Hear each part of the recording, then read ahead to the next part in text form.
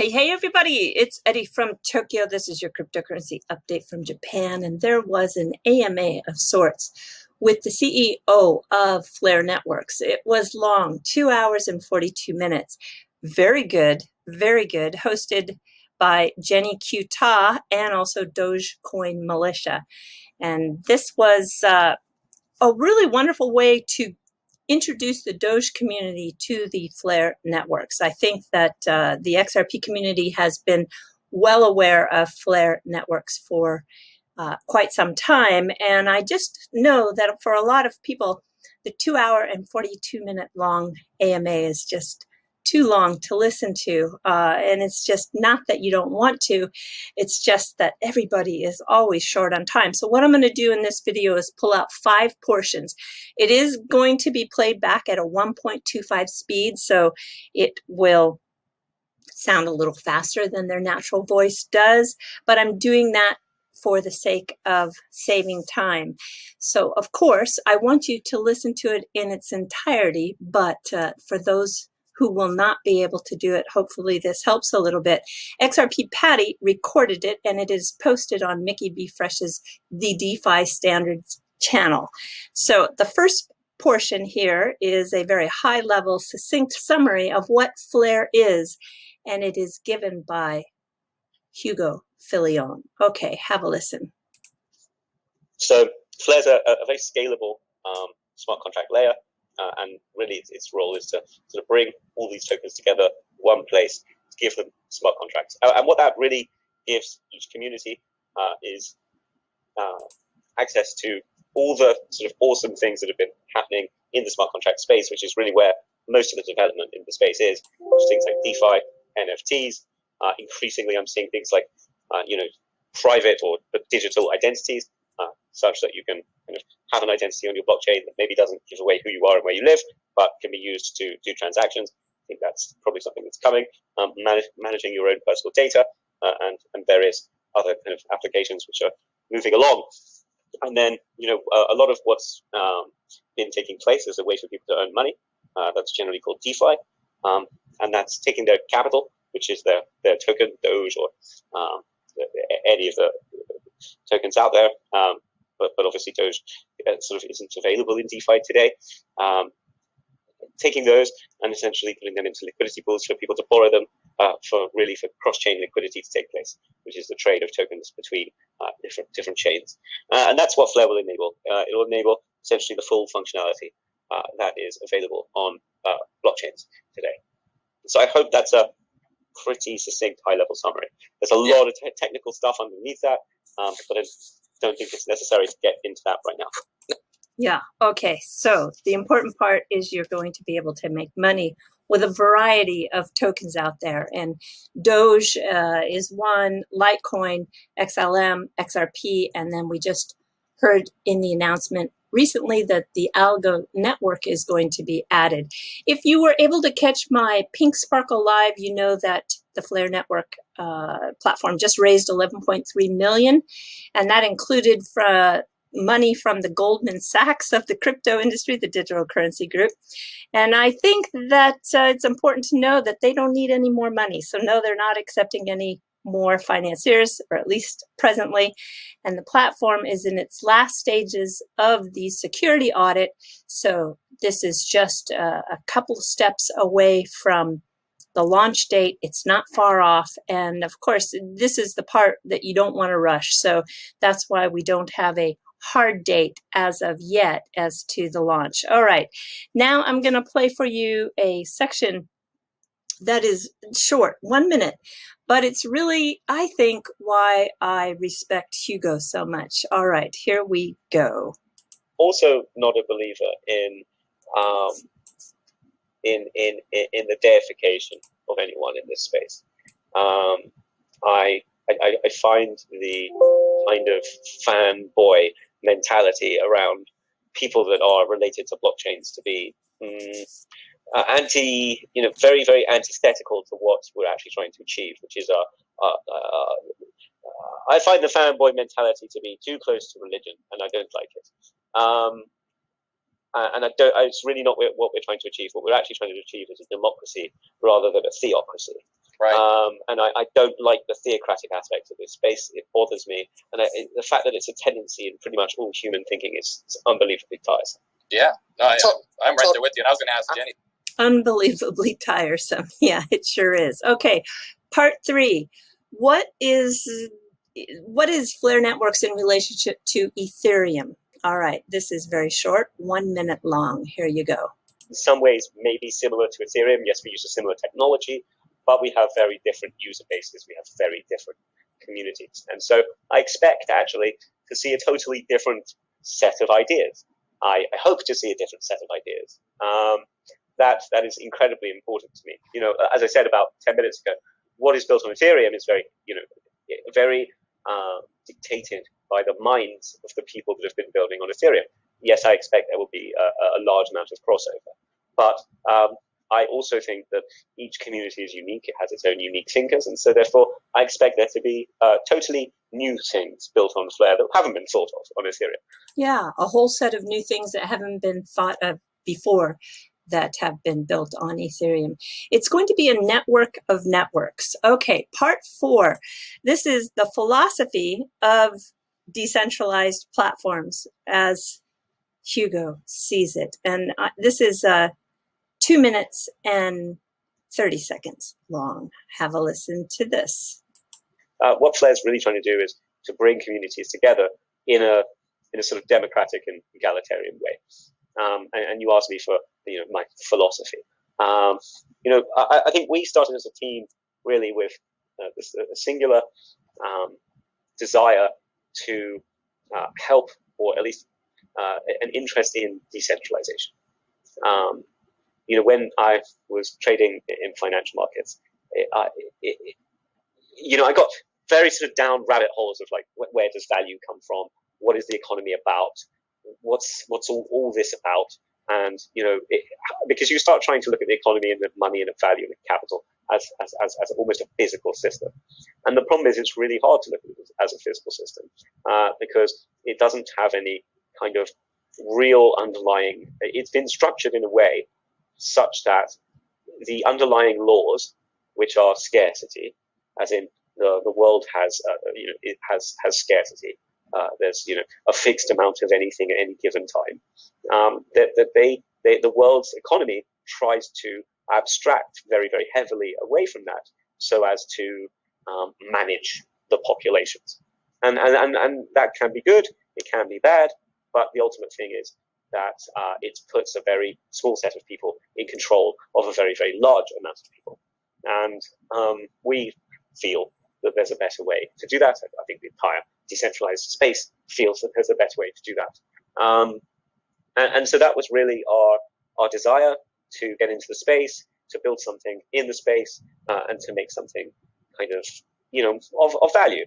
We didn't know what it was when we set out. It's tough to, be both a company and something with a strong philosophical sort of leaning, because, philosophy doesn't always make you money in the short term. But I think probably if you have an opinion and you stick to it, and other people have that opinion, and it propagates, then I think you do end up with something of value. Yep, I agree. You will end up with something of value. All right, this is the 5th and last part. It is the core advantage. What is the core advantage? It's 4 minutes long. I hope you can hang in there because it's 4 minutes of a really important message. Here you go. Why are we doing what we're doing? What's motivating us? We're motivated by the desire to make decentralized networks better. What people do with decentralized networks is up to them. We don't dictate that. We just wanted to make decentralized networks better. And then let me just tell you the real core advantage. So obviously, one advantage we think we bring communities and sources of value, whether that's XRP, Doge, Litecoin, Stellar, or whatever, together in a much better way than we see any other model, much more trustless and much better technically. Meaning, much more, so a lot of the bridges I see are frankly quite weak in terms of the way they're structured. They're technically a bit, very centralized. and probably really should be licensed, and therefore money service businesses, and therefore not decentralized. So that's just my view. But the other thing, and the thing that really drives us, motivates us, is the consensus protocol. It's where we focused, it's where we started, and it's very, very important just to try and bring this up. You started out with proof of work. Many people are moving to proof of stake for their scaling. We think that has really distinct shortcomings. Obviously, it's feasible. The proof of stake will be extremely useful, but we think that there needs to be an alternative, because where I started philosophically is that the world has scarcity.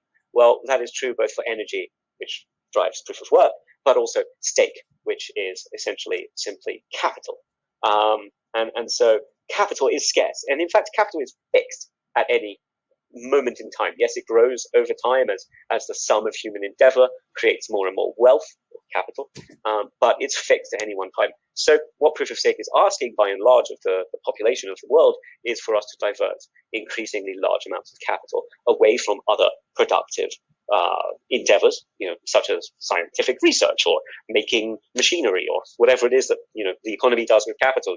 Capital is essentially the scarce element in the economy, and everything else is then essentially revolves around managing capital in the most efficient and the way that gives the best outcomes for the world. And we just think that proof of stake is it uses, if it was taken to any global scale, that it uses capital in a way that is undesirable, and probably doesn't result in the best outcomes for the economy and therefore for humans. And so we figured that there should be a different consensus algorithm that doesn't use capital, and that is exactly what Flare does. Now, Flare may integrate proof of stake chains, but essentially those stake creates the value on that chain, whatever that value is. Let's say it's $100, but then that $100 can be used on Flare, and it can be transformed into value of thousands of dollars without using any additional capital. And that is really the key to what we're trying to achieve. So I think that's probably too much for many people to get. Hopefully that's not too much, but I think I have possibly gone off the deep end a bit, so I'll just leave that there. No, that was all. That was an important part. It really was. Okay, and then it's all about how do you use capital. All right. In this 1 minute portion, XRP Patty did a very good kind of just this is a short, and it's a new format for them, and it's very, very good. It was uploaded on the 10th. So yeah, listen to this 1 minute by Patty XRP. Here you go.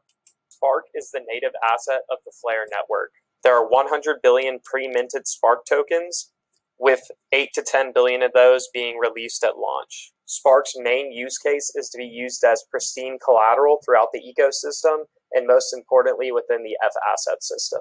The Spark token also comes with a detachable vote through the power of programmable money. This vote can be delegated to a signal provider on the Flare network. The signal provider will then gather data from across the world and send it through the Flare time series oracle in order to price assets on-chain. For this, 27 million Spark will be delivered daily for the first 6 months through the FTSO to support those participating in the network. As this is non-custodial, it's daily risk-free yield. Add another yield stream by participating in a dApp within the Flare network ecosystem, like Flare Finance or Trustline. Leave price predictions in the comment. Very good. I like that short style. All right, everybody, we are jumping to the fluff, and I'm going to talk about sriracha. This is the chili hot sauce that is made of chili peppers, vinegar, garlic, sugar, and salt. It's originally from Thailand. It is such a huge hit here in Japan.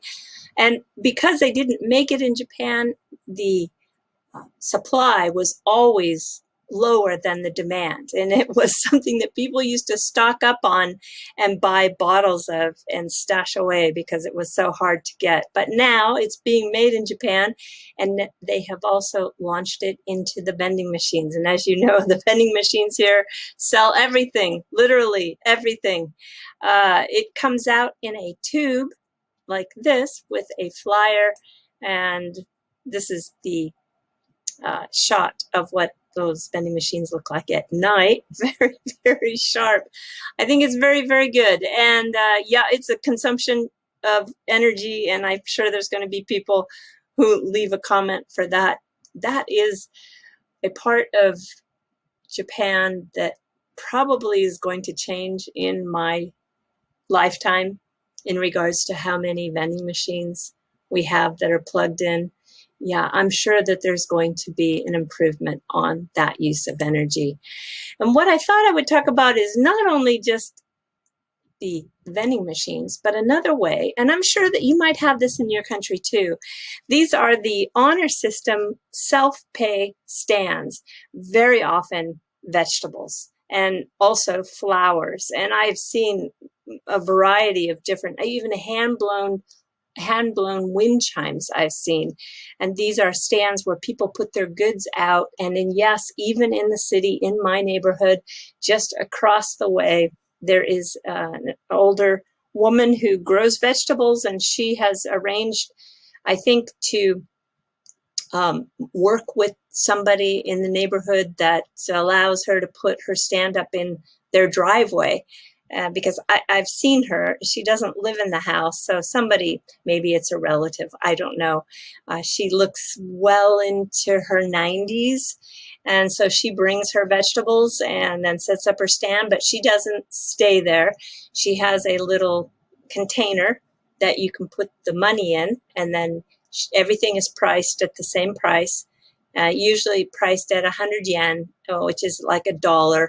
And she has potatoes, she has tomatoes, she has corn, green beans, what else? Very often onions. Yeah, so this is, you leave the money and then you take what you need. And I've seen a lot of flower stands too as well. So if you have this in your country, I'm curious to know where you are. It's just nice to see that these honor systems can still exist. Here is an example of a very small one that has also some bags that you can take home whatever you choose. So anyways, it's kind of an alternative to the vending machine, but it does require a lot of honesty because the money sits there and is collected sometimes not until the next day. All right, everybody, do take care. Sayonara for now. Bye-bye.